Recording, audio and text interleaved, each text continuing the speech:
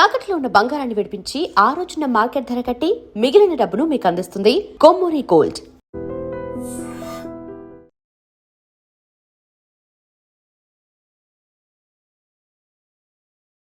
నమస్తే, welcome to I dream. నేను వలి.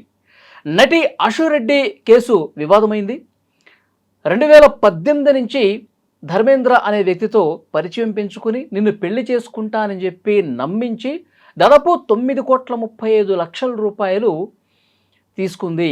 మొత్తం కూడా ఆస్తులు, కార్లు ఇవన్నీ కొనుగోలు చేసి తన పేరిట రిజిస్ట్రేషన్ చేసుకుంది. ఇది ఆ ధర్మేంద్ర తండ్రి సిసిఎస్లో కేసు పెట్టినటువంటి పరిస్థితి ఉంది. దీని గురించి మనం మాట్లాడదాం. ప్రస్తుతం నాతో పాటు స్టూడియోలో ఉన్నారు అనలిస్ట్ కృష్ణకుమారి గారు. మేడంతో మాట్లాడదాం. నమస్తే మేడం. నమస్తే మేడం, నటి ఆశురెడ్డి వివాదం మీరు కూడా చూస్తుంటారు, పొద్దు నుంచి అన్ని ఛానల్స్లో కూడా వస్తుంది. కోట్లు మేడం, దాదాపు 10 కోట్ల రూపాయలు. అసలు ఏం జరిగిందంటారు? జరగడం ఏమీ లేదు. ఇదొక మోసం, ఆర్థిక నేరము, మోసము, కుట్ర ఇవన్నీ కలగలిపి పెట్టుంటారు అక్కడ కేసు. చూద్దాం ఏమవుతుందో అని వీళ్ళకు ఉంది. ఎట్లయినా మేము డబ్బులు తీసుకోగలము, మేము ఇచ్చింది వైట్ ట్రాన్సాక్షన్ అనే నమ్మకం వాళ్ళకు ఉంది. ఈ లోపు ఏదో ఒక లాబీ జరగకపోద్దా? ఏం చేస్తారంట మహా అయితే అన్న లెవెల్లో వాళ్ళు ఉన్నారు. చాలా సింపుల్గా ఆవిడ ఒక నిన్న వీడియో ఒకటి రిలీజ్ చేసింది కదా, ఏవేవో వార్తలు రాస్తున్నారు నా గురించి. అసలు మీకు ఎవరు చెప్పారు ఇవన్నీ? ఎందుకు మీ ఇష్టారీతిని మాట్లాడేస్తే సరిపోద్దా? ఎవరు మాట్లాడబోకండి, జాగ్రత్త, షటప్ అన్నట్టు పెట్టింది. యాక్షన్ తీసుకుంటాము, షటప్ అని పెట్టింది. ఇప్పుడు అతని దగ్గర నుంచి 9.5 కోట్లు గుడిచప్పుడు కాకుండా తీసుకున్నంత ఈజీ కాదు అందరి నోర్లు మూయించాలి అంటే. ఏం పనులు ఇవి? పాప వాళ్ళ నాన్న చూస్తే చాలా బాధ వేసింది నిన్న. నాకైతే ఏమి తెలియదండి, అతనితోటి పెళ్లి సంబంధం అనే మాట అయితే నాకు తెలుసు, మాకు కాల్ చేశారు, వాళ్ళు వచ్చారు, వాళ్ళ గురించి ఎంక్వైరీ చేస్తే మాకు వాళ్ళ ప్రొఫైల్ నచ్చలేదు, అందుకని వద్దులే అనుకున్నాము. కానీ వీళ్ళు ఇలా మాట్లాడుకుని ఇలా పరిచయం పెంచుకుని ఇట్లా డబ్బులు లావాదేవీలు చేసుకుంటున్నారనే సంగతి నాకు తెలియదు, ఎందుకంటే నేను వాళ్ళతోటి ఉండను, నేను తీసుకోలేదు. ఇవన్నీ తెలిసింది మటుకు వాళ్ళ అమ్మకే తెలుసు. అశు అమాయకురాలు, అశుకేం తెలియదు అని ఒక తండ్రిగా ఆయన ఆ భార్య వల్ల ఈ పిల్లలు ఇలా అయిపోయారు. చక్కగా చదువుకుని మంచి ఉద్యోగాలు చేసుకుంటా ప్రొఫెషనల్స్గా అవ్వాల్సిన ఆడపిల్లలు ఇలా ఈ ఫ్యాషన్ వరల్డ్కి అలవాటు పడిపోయి ఈ తల్లే ఇలాంటి కార్యక్రమాలు చేసింది, ఈ సినిమా పిచ్చి ఇదంతా ఎక్కిచ్చింది పిల్లలకి అనే ఒక బాధ ఆ తండ్రి గొంతులో ధ్వనించింది. కొంచెం వెనకబాటుగా ఉన్నప్పటికీ మాటలు, ఆడపిల్ల మీద చెడు పేరు వస్తే తల్లే సమాధానం చెప్పాలి, మగపిల్లోడి మీద వస్తే తండ్రి చెప్తాడు, ఇలాంటి మాటలేవో కొన్ని కాస్త గందరగోళం మాటలు ఉన్నప్పటికీ ఆయనలో ఉన్న బాధని నేనైతే చూడగలిగాను. చాలా బాధ అనిపించింది. అన్నీ ఎలా చెప్పుకుంటామండి. ఆమె బిగ్ బాస్ లోకి వెళ్ళిన దగ్గర నుంచి కూడా అసలు పూర్తిగా బిగ్ బాస్కి వెళ్ళక ముందు మా ఆవిడతో మాట్లాడుతుండేదాన్ని. బిగ్ బాస్కి వెళ్ళిన దగ్గర నుంచి మా ఆవిడతో నాకు అసలు సంబంధాలే లేవు, ఆవిడ మా దగ్గర ఉండదు. సరే ఎక్కడన్నా ఉన్నాయి, ఆడపిల్లల దగ్గర తల్లి ఉంటే మంచిది కదా అని చెప్పి అనుకున్నాము. నేనే అప్పుడప్పుడు వెళ్తుంటాను, వెళ్ళినా నాకేమన్నా పనులున్నా నేను లాడ్జిలో అది ఉండి నేను చూసుకుంటాను తప్పితే వాళ్ళు ఉన్న చోటకు కూడా నేను వెళ్ళను అని ఆ పాప ఆయన చెప్తూ ఉంటే ఇండస్ట్రీ వాతావరణం అసలు నాకు నచ్చదు. అసలు నాకు సరిపడే విషయాలు కాదు. బిగ్ బాస్, ఇండస్ట్రీ, ఫ్యాషన్ వాళ్ళు ఎంతకీ చక్కగా తెలివైన పిల్లలు, బాగా చదువుకున్నారు, క్యాంపస్ సెలక్షన్స్లో ఉద్యోగాలు వచ్చినాయి, ఎంఎస్లు చేశారు, వాళ్ళ భవిష్యత్తు బాగుంటుంది అనుకున్నాను. పైగా ఇప్పుడు ఈ ధర్మేంద్ర కుటుంబం గురించి ఆయన ఎంక్వైరీ చేసి కూడా వాళ్ళు కాల్మనీ కేసు ఉందంట వాళ్ళపైన, ఇతనికి పెళ్ళి అయిందంట, ఇతను విడాకులు తీసుకోబోతున్న కోర్టులో కేసు నడుస్తుందంట, ఇవన్నీ తెలిసి వద్దనుకున్నాము అన్నాడు. అదే ఇంకొక అతను అనుకోండి, వీళ్ళ దగ్గర డబ్బులు బాగానే ఉన్నాయి, పర్వాలేదు, ఎలా అయితే ఏమైందిలే అనుకునేవాళ్ళు. కానీ ఆయన ఆ అబ్బాయికి పెళ్ళయింది, విడాకులు అనేసరికి అతను నా కూతురికి ఏం కష్టాలు ఉంటాయో అని ఒక తండ్రిగా బాగానే ఆలోచించి సంబంధం వద్దనుకున్నాడు. కానీ వీళ్ళు మటుకు బంగారు బాత్ దొరికింది ఇంతే చాలన్నట్లు వీళ్ళు బాగా, వీళ్ళ ట్రాక్ రికార్డ్ బాగాలేకపోయినా కంటిన్యూ చేశారంటే డబ్బు ఆశే. క్లారిటీ క్లియర్గా తెలిసిపోతుంది ఇక్కడ. మీకు రెండో డౌటే అక్కర్లేదు, ఆ అబ్బాయి దగ్గర డబ్బులు ఉన్నాయి. ఫస్ట్ ఒక 70 లక్షలు తీసుకున్నారు, నేనేదో ఆ చదువుకి వాటికి అప్పులేనివి అని చెప్పి కట్టడానికి అని చెప్పి తీసుకున్నారు. తీసుకొని ఆ 70 లక్షలు తీసుకున్నాక పెళ్లి చేసుకోను అనడం మొదలెడితే అతను ఆ 70 లక్షలు నాకు ఇచ్చేయమనంటే అదేదో హేమ కూడా మధ్యవర్తిత్వం చేసిందన్నారు. ఏదో మొత్తానికి ఆ 70 లక్షలు కూడా ఇవ్వాల. మళ్ళీ తర్వాత ఎలాగో వీళ్ళు ప్యాచప్ అయ్యారు. ప్యాచప్ అయ్యి మళ్ళీ కలిసి తిరగడం మొదలెట్టారు. అతను డబ్బులు ఇస్తున్నాడు, ఈవిడ ఇక్కడ ఇప్పుడు బహుశా నేను అనుకోవటం ఇద్దరి పేరుతోనూ వెళ్ళా తీసుకోమని అని అతను డబ్బులు పంపించుంటాడు. ఈమె తన పేరుతో తీసుకుందంట. కారు కూడా అతను పంపించిన డబ్బులతోటే తన కారు కొనుక్కుందంట, నగలు కొనుక్కుందంట. సరే ఏది ఏమైనా డబ్బులు ఇవ్వాల్సిన మాట వాస్తవం. ఇప్పుడు ఈమె ఆయన్ని పెళ్లి చేసుకుంటే ఏ గొడవ లేదు. మళ్ళీ పైగా అతను ఈమె పెళ్లి చేసుకోదు అనే వాతావరణం వచ్చేసింది, అతనికి అర్థమైపోయింది. అర్థమైనమ్మటే డబ్బులు ఇచ్చేయమని అడుగుతుంటే నేను చచ్చిపోతాను అని 2 సార్లు సూసైడ్ అటెంప్ట్ చేసింది అని చెప్పి చెప్తున్నారు. అది ఎంతవరకు వాస్తవం? నేను నీ పేరు రాసి చచ్చిపోతాను అని కూడా బెదిరించిందంట. అవన్నీ కూడా వాళ్ళు కంప్లైంట్లో రాశారు. ఇవి ఇది చాలా కీలకమైన పాయింట్. చచ్చిపోతాను అని బెదిరించడం చూసారా, అది చాలా బ్లాక్మెయిలింగ్ కిందకు వస్తుంది. అదొకటి. డబ్బులు వైట్ ట్రాన్సాక్షన్, ఇవన్నీ వీళ్ళు ఖచ్చితంగా సమాధానం చెప్పుకోవాల్సి వస్తారు. అంటే వీళ్ళు ఏమనుకున్నారంటే ఏరా అంత అమాయకుడుగా డబ్బులు ఎలా ఇచ్చేవరా అని అంటారు, ఆ ఉద్దేశంతో అతను ఎవరికి చెప్పుకోలే అని వీళ్ళు అనుకున్నారు. అందుకని వీళ్ళు అంత సీరియస్గా తీసుకోవాలి అతన్ని. కానీ కథ అడ్డం తిరిగింది. ఇప్పుడు ఎప్పుడైతే వీళ్ళు నేను పెళ్లి చేసుకోనని ఈ అమ్మాయి కరాఖండిగా చెప్తుందో, డబ్బుల గురించి అడిగినప్పుడు చచ్చిపోతానని అలా ఎప్పుడైతే బెదిరిస్తుందో, ఇక అతనికి కూడా ఆశపోయింది ఈ అమ్మాయి మీద. పైగా ఈ అమ్మాయికి ఇంకెవరో కొత్త బాయ్ ఫ్రెండ్ కూడా ఉన్నాడంట. ఇవన్నీ చూసి ఇక అతను అడిగాడు. ఇక ఇలా కాదులే అని చెప్పి కేసు పెట్టారు. ఇప్పుడు ఎఫ్ఐఆర్ అయింది. దాంట్లో క్లియర్ కట్గా డబ్బులు ఎప్పుడెప్పుడు ఎలా ఇచ్చింది, ఏ బ్యాంకుకి ట్రాన్స్ఫర్ చేసింది అన్నీ ఉన్నాయి. మరి వీళ్ళు ఖచ్చితంగా ఇప్పుడు ఈమె తీసుకుంటమే కాకుండా వీళ్ళ అక్క కూడా ఒక 50 లక్షలు తీసుకుందంట. కానీ అసలు ఎలా నమ్ముతారు మేడం? అంటే నేను ప్రేమిస్తున్నాను, పెళ్లి చేసుకుంటాను, నువ్వే నాకు కావాలి అంటే కోట్లు, లక్షలు కూడా కాదు, కోట్ల రూపాయలు అసలు ఎలా ఇచ్చారో అర్థం కావట్లా. ఏదైనానండి, వాళ్ళు ఇచ్చారు, వీళ్ళు తీసుకున్నారు. వీళ్ళిద్దరి మధ్యలో ఒకళ్ళనొకళ్ళు నమ్మారని అనుకుందాం. మొదట ఈమె కూడా నమ్మే ఉండొచ్చు, అంటే నిజాయితీగానే ఉండొచ్చు. తర్వాత ఏదో ఒక రీజన్స్, ఏది ఏమైనా మోసం చేయడం తప్పు. ఇప్పుడు ఒక క్యారెక్టర్ అంటే దొంగతనం చేయడం, రెండో వాళ్ళది లాక్కోవటం, మాయ చేసో, మోసం చేసో, మాయ మాటలు చెప్పో, ఇవి లేని వాళ్ళు క్యారెక్టర్ లేని మనుషులు లెక్క అయితే. కానీ మనం ఏమనుకుంటామంటే జనరల్గా ఈమె 10 మందితో ఉంటుంది, ఈయన 10 మందితో ఉంటాడు, వీళ్ళ క్యారెక్టర్ లేదు అనుకుంటాం. మనం ఎంతసేపు ఆ లెన్స్లోనే చూస్తాం. ఆ లెన్స్లోనే చూడటం వల్లే సమాజంలో చాలా తప్పులు జరుగుతున్నాయి. అలా కాకుండా అసలు ఒక మనిషిని మోసం చేయాలని నీకు ఎలా అనిపిస్తుంది? అసలు రెండో మనిషి దగ్గర డబ్బులు తీసుకోవాలని నీకు ఎలా అనిపిస్తుంది? అసలు నీకు ఇవ్వాలనే ఉద్దేశం ఉందా లేదా? ఇది ఒకటి. ఇది క్యారెక్టర్కి సంబంధించింది. ఇంకోటి, మీరు ఏ విధమైన వృత్తులు ఎంచుకుంటున్నారు, మీరు ఏ విధమైన వ్యక్తులతో స్నేహం చేస్తున్నారు, మీ వేషభాషలు ఎలా ఉన్నాయి, మీరు ఒక వేషం వేసుకున్నారు అంటే ఆ వేషానికి అర్థం ఏంటి, పరమార్థం ఏంటి, వీటన్నిటిని బట్టి కూడా ఆ మనిషి క్యారెక్టర్ని లెక్కేయచ్చు. ఇప్పుడు వీళ్ళు పొట్టి బట్టలు వేసుకొని అవి సోషల్ మీడియాలో పెట్టి, ఇప్పుడు కొత్తగా ఈమె కూడా సబ్స్క్రిప్షన్కి రెడీ అయిపోయింది. గెట్ రెడీ అని చెప్పి అందరిని రెడీ అవ్వమని చెప్పింది. ఈమె రెడీ అవ్వమంటది. మా పేరేంటి, మొన్ననే ఆమె గురించి మాట్లాడుకున్నాం కదా, మెంబర్షిప్ సబ్స్క్రిప్షన్ పేరుతోటి. ఏంటి అమ్మాయి పేరు? రీతూ చౌదరి మొదలెట్టింది ఇదే. దివి అన్న అమ్మాయి మొదలెట్టింది. ఇప్పుడు ఈవిడ మొదలెట్టి విష్ణుప్రియ. ఇప్పుడు వీళ్ళందరూ ఏంటి అంటే, అమ్మో ఒక్కళ్ళే మొత్తం అందరూ డబ్బులన్నీ దోసేసుకుంటున్నారా, మనం ఏదో వెనకబడిపోతున్నాం అన్నట్టు ఒకళ్ళకొకళ్ళు మొదలయ్యారు.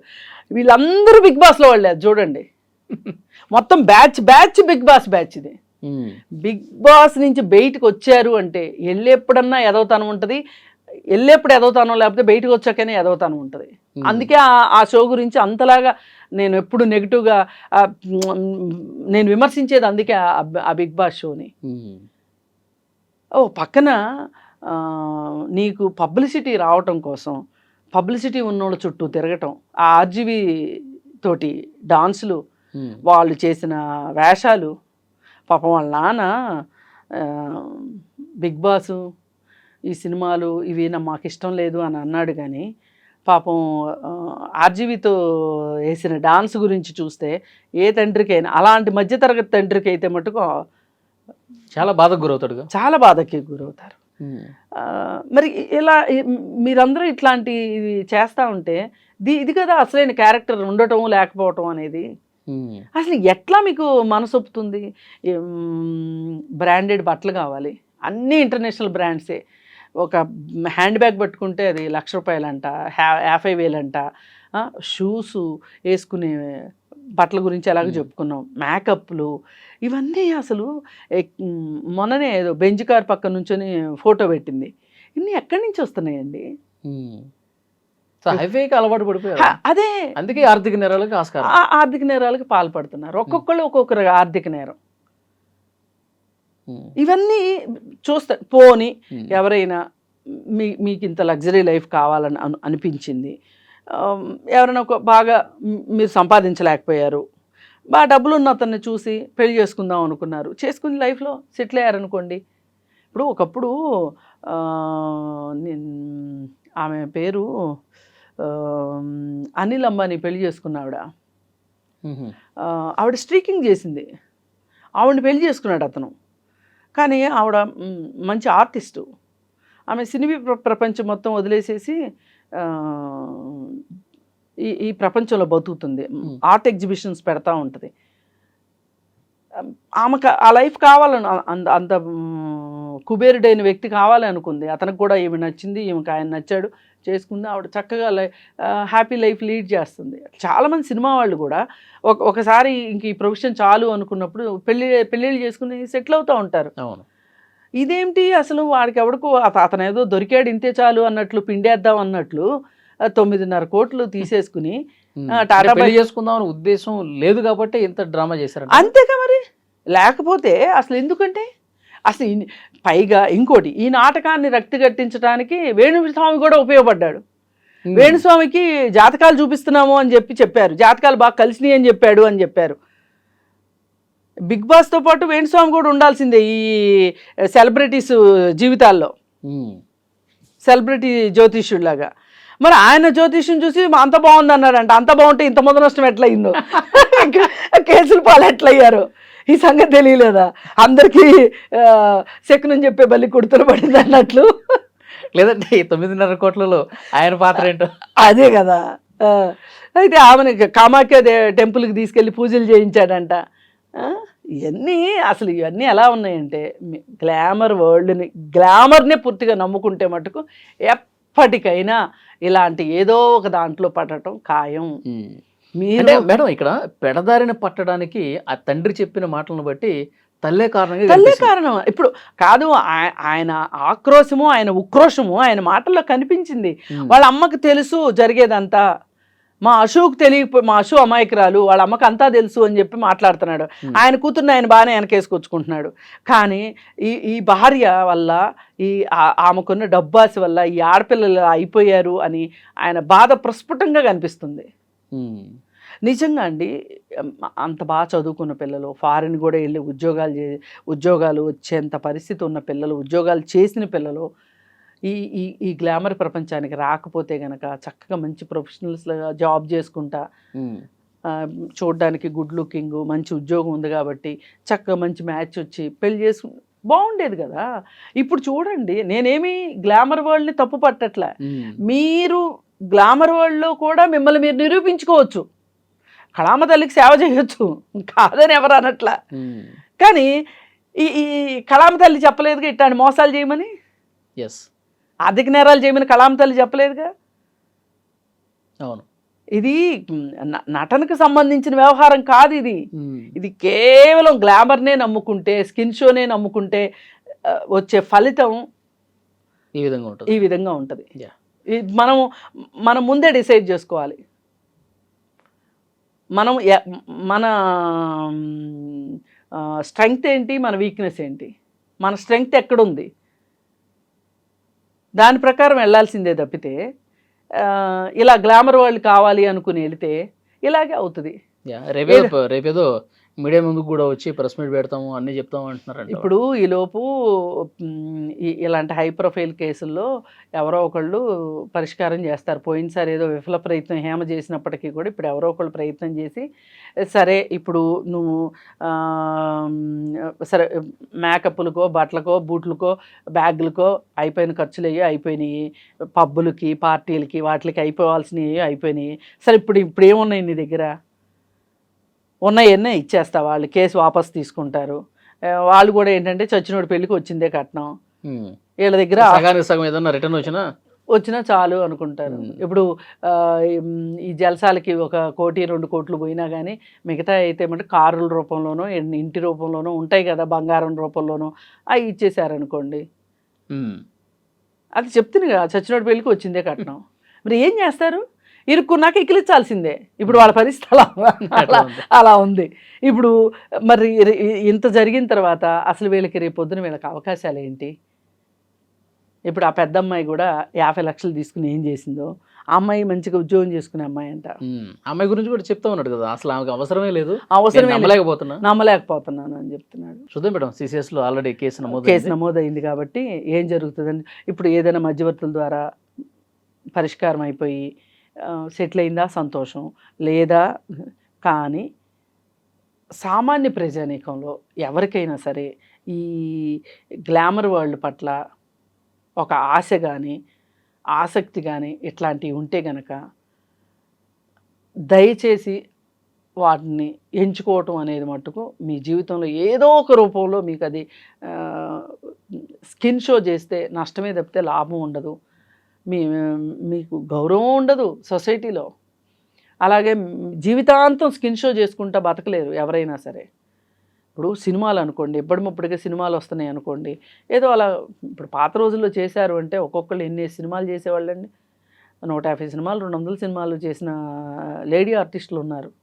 ఇప్పుడంటే వాళ్ళ కాలం తగ్గిపోయింది కానీ నిడివి తగ్గిపోయింది కానీ మరి అలాంటప్పుడు ఏమనుకుంటున్నారు వీళ్ళు, దీపం ఉండగానే ఇల్లు చక్కబెట్టుకోవాలి అని అనుకుంటున్నారు.